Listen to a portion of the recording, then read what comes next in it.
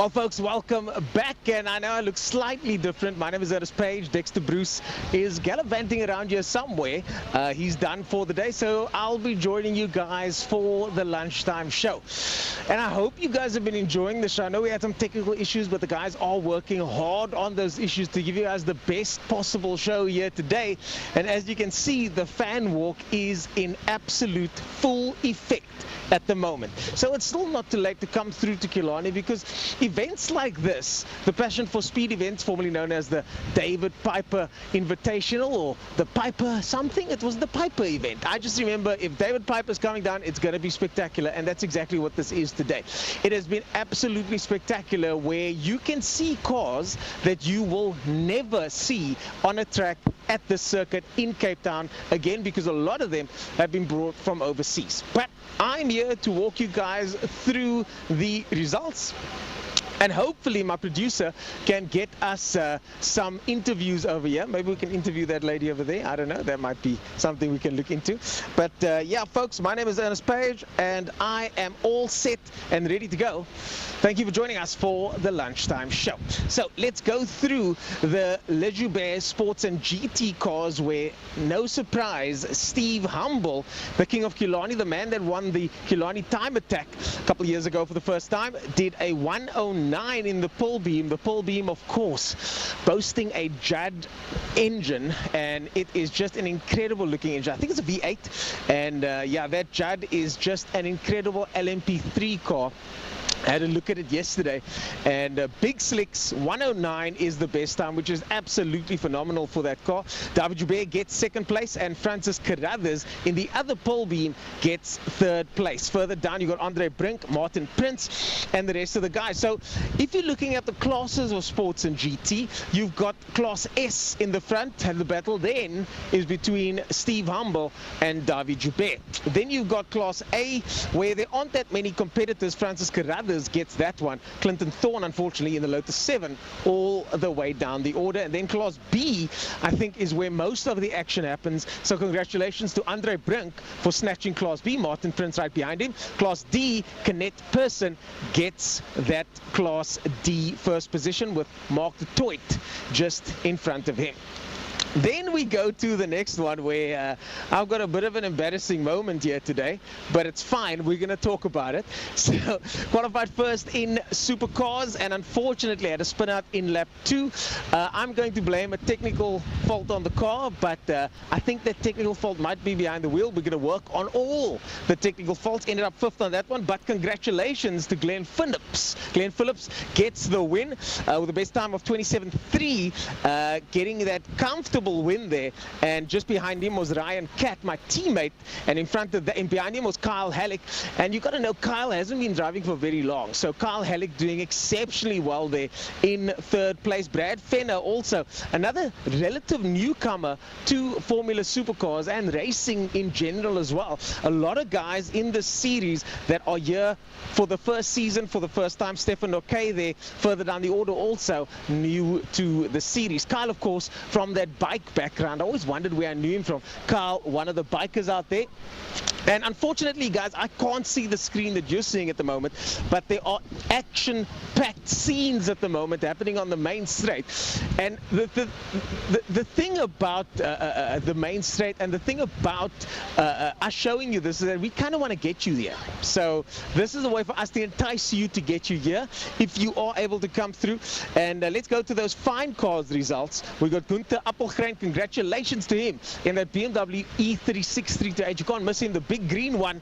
Appelgren gets the win. Arnold Lambert just behind him in that Jetta, and Natasha Tischendorf also from the Lambert stable in that Jetta CLI. Roger Lewis makes up the rest of the field. Now, I've just heard from my producer that we might be able to go check out the action. Dan, are we able to go check out the action over there? Okay, so yeah.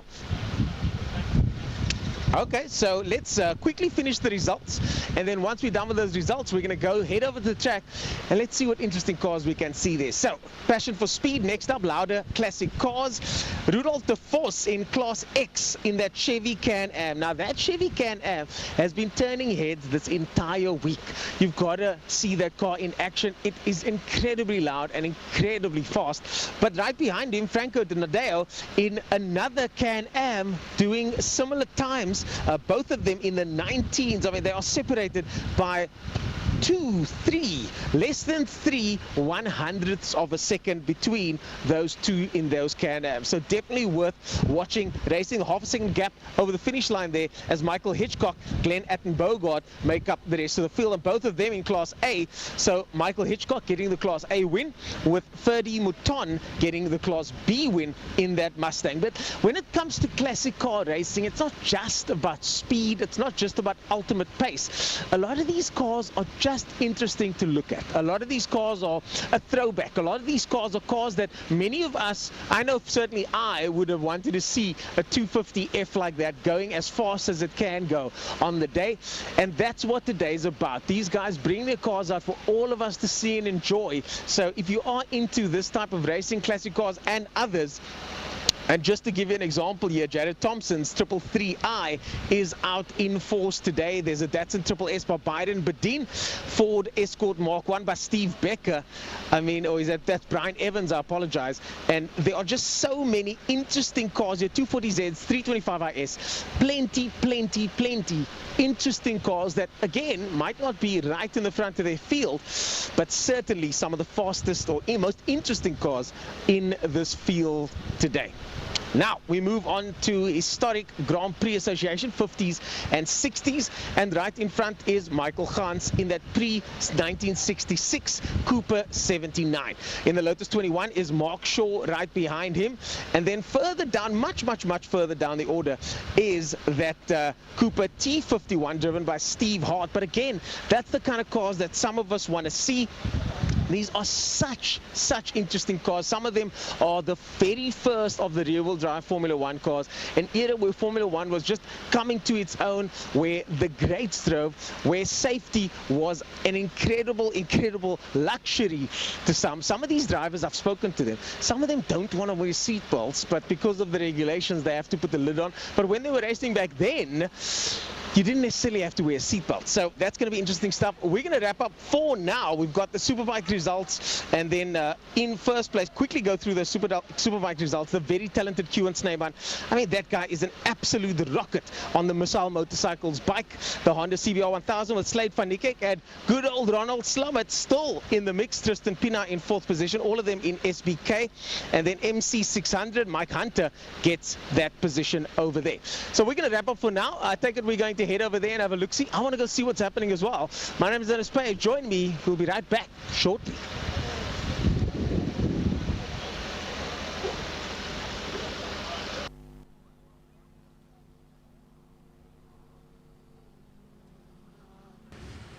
How much range do we have? Quite a lot of range to the bridge.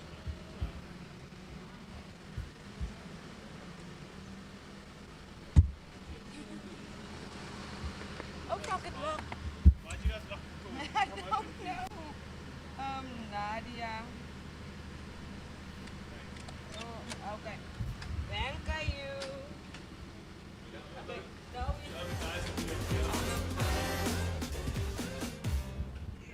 thank you, Steven.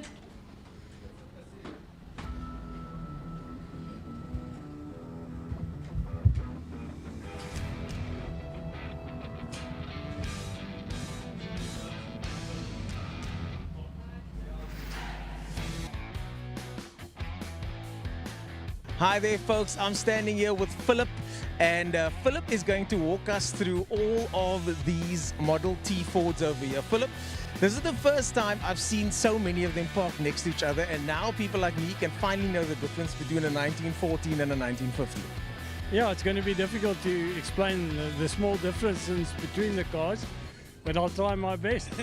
But the thing is, and I always say one of the reasons we do this show is to entice people to come check it out. Because again, it's not often that you get all of them together like this. Yeah, I must say I'm surprised with the amount of Model T Fords that we've got here today. We've got 9 Model T Fords and then 1 Model S Ford, which is an extraordinary car actually. Why is that? It's the only one in South Africa. It's the oldest car here today. It's a 1907 Model S. So it's actually the one model that came before the Model T era. Which wasn't as commercially successful.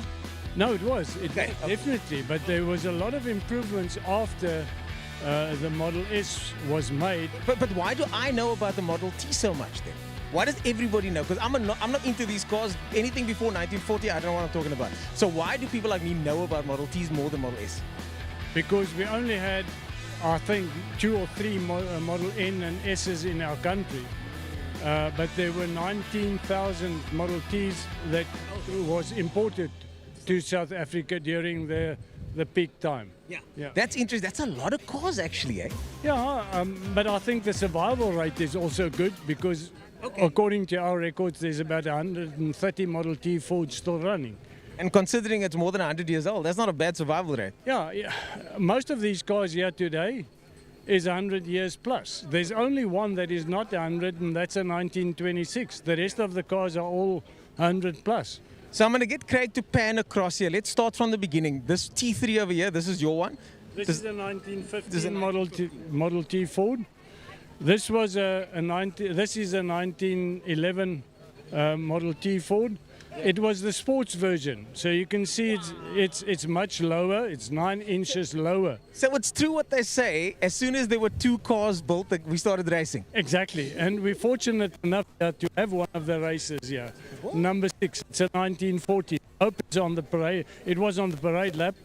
So, like, can you tell me a bit more about the sports model over here? Craig, would you just show us? Because this, I didn't know there was a sports version. If I say a sports version, the engine, the running gear, the front axle, all those components are exactly the same, interchangeable to my car. It was just lower, and it had more sporting lines. So it's not a Cape Town thing to lower our cars and put a loud sound system in. That's the thing many years ago. That's good to know. It's good to know. Okay, let's take a look at the next one over there. That's a Tourer. Yeah, that's a 4-seater, and that's the oldest Model T in our country at the moment. It's a 1910 Model T Ford. Remember that the Model T Ford started way back in 1909, end of 1908, so you didn't get a 1908 Model T Ford. It was only produced then, and it was put on the market in 1909. So this is the oldest Model T in our country. Okay, cool. So this one specifically here is the oldest Model T in the country. Yes, and it's all the way from Pietersburg, and the owner flew in this morning to drive his car. We picked it up in Wellington, and we drove it here for him. You drove it from Wellington? Yeah, but most of these cars left George on Thursday. So we have covered more than 550 kilos already. A brand new car can hardly cover that kind of kilometers, and you're telling me these 100+ year cars will do that? Yeah, we're doing a trip from George to Killarney. Tomorrow we have got the Kalkbaai run in Cape Town, and then we're heading back to Calitzdorp, and then next Saturday and Sunday is the George Old Car Show. Yes, I'm going to be there. I'll see you there. Okay, but this is part of our marketing for the George Old Car Show as well. So let's talk about that then. The George Old Car Show. I'm going there next week. I've never been. What am I looking forward to? Apparently it's huge. Yeah, it's not the biggest show, but I think it's one of the best shows in our country because the old cars. When I say old cars, I say 1930 and lower. You will not find a show in the country with more cars than the Southern Cape Old Car on their George show. So I'm in for an education then if I go to that. Because the weird thing is the older I get, the more into these old cars I get as well. It's weird, eh? It's contagious. Eh? I think so. For sure. It's if the bug bites, you're in serious trouble. I got taken for a spin in one of these. I think it was the gentleman that runs the Timer Hall show. His own personal one. It was one of these old cars. It was also one of the early Fords. And the clutch and the way everything works is completely different. Yeah, it is. But it's actually a very modern gearbox. You know, it's a semi-automatic gearbox. What? Yeah, it's only got 2 gears, but So you're telling me semi-auto gearboxes are from back then? Yeah. I push the pedal in and it's in first gear. If I drop the pedal, it jumps automatically into second gear. It's only got 2 gears, low gear and top gear. And what kind of speeds do you do if you're going to George? I would say 45, 50. If we're really in a hurry, 55. But it's not nice traveling at that speed. Yeah. Okay, so let's move on, Philip, if you don't mind. This one's got crank start. Seems like they all have the crank starts here. All the cars have got a crank start, except the Model Ts started having the Model T Ford started with a starter in 1919. Okay. So if you find a Model T Ford 1919 or younger, then it'll have a starter. Prior to 1919, crank only. Philip, I should just keep you with me for all of these types of tours, because you're making me look so smart right now. And then this one over here is the one that we're talking about. Let's take a closer step here. And what are we looking at here? We're looking here at the 1907 Model S Ford. It's the elder brother of the Model T Ford. Can I touch it as well? You can touch it. It's the only car in South Africa. There are not many of them in the world. It's a very, very admirable and desirable car to have. It looks kind of cool. Yeah, and what's interesting, it belongs to a lady. And a lady drives this car. So Ellie van Jaarsveld, all the way from Joburg, she's the proud owner of this car. Wow. So Ellie van Jaarsveld, shout out to you. We are now live on the PA, Philip. So people are going to be hearing your voice, so don't get freaked out. I too myself get a little bit freaked out when it comes on for the first time. And then one of the most interesting cars to me over here is this Model T pickup. Tell us a bit more about that. Yeah, you could buy a running chassis at the Ford factory, and then you could take it to a bodybuilder of your choice, and they could make you a body that suit your needs. A coach works. A coach builder, yeah. Coach builder. Yeah. Okay, you guys, looks like you guys got to go. Is that your lady over there? No, see, I don't know what that say signals was, but the cars are much more important. But she looks very graceful with a period outfit over there. I just love how you guys get into the vibe. We got to wrap things up here. But Philip, thanks so much for joining us. Pleasure. Thank you. Awesome. Ladies and gentlemen, that was Philip. We got to get going soon. All these cars are going to start. I think we can try and move the camera back there, Craig, and let's watch this procession as the guys leave. They're going to get all these cars out of here. So let's watch some of these cars go past. And this is going to be quite interesting to see some of these cars because for me personally, I've never seen so many Model Ts together at one time. Model S's, Model Ts, we've got plenty cars here as well, and some interesting Formula cars also parked. We didn't even get to those. And now we can watch the startup procedure. The guys are swinging the cranks over here. You're going to watch Craig check this out over here. We've got a crank start over here. That's on the Model T pickup. That's how it's done. And just like that, she's good to go. The Model T pickup, of course, very interesting car. And then right next to that, the one lady driver, Model S, Patrick Vermaak there behind the wheel. How's it sitting on the passenger seat over there, Patrick? I hope he's not navigating for Gymkhana today or anything. But, one careful lady driver owner, Model S. And she's going to be taking the car out for a spin now as they leave. Another crank start happening over here on this Model T Tourer. And that guy, with those muscles, he should be able to start that thing no problem. One swing, all good to go. So there we go. Model T Ford about to get going. And now they're coming past us. Look at this.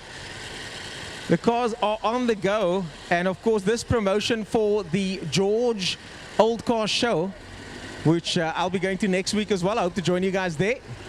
It's going to be a very interesting show as the rest of the guys make their way out. The Tourer showing the pickup ahead here. And just goes to show, look how reliable these cars are. They just started first time and headed straight out. No issues, no batteries being jumped, anything like that. The Tourer making its way through. Hello. We interviewed them at the Timer Hall show the other day. Yes, so many familiar faces. And here come the Formula One cars now. As you can see, the 250F Maserati, probably one of the most impressive cars here today. the same car as driven by Juan Manuel Fangio. And this car here is reported to have been driven by Sir Sterling Moss a few times. But it's not actually the Sterling Moss car, but he did apparently spend some time in that car. But it is absolutely gorgeous up close. Craig, I don't know if you can zoom in there and give us a bit of a closer look at that car. And these guys are about to get going out now.